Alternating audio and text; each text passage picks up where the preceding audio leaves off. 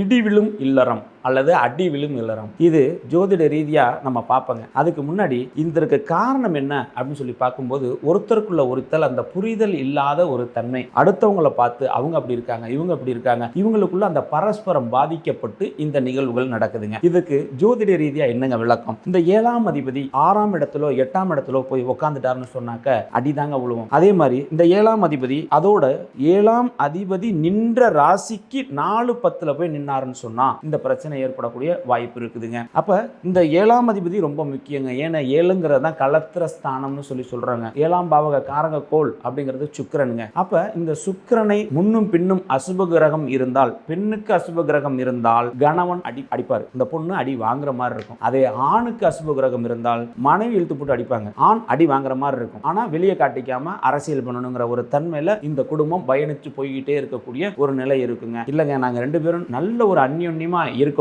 அப்படின்னு நீங்க நினைச்சீங்க அப்படின்னு சொல்லி பார்த்தீங்கன்னு சொன்னாக்க, நம்ம மகாலட்சுமி தாயாரை நீங்க வழிபாடு செய்யறது ரொம்ப விசேஷம்னு சொல்லலாங்க. அதே சமயத்தில் இல்லை அப்படின்னு சொன்னால் திருப்பதி ஏழுமலையானையும் அலமேலுமங்கா தாயையும் வழிபாடு செய்கிறது சிறப்பு.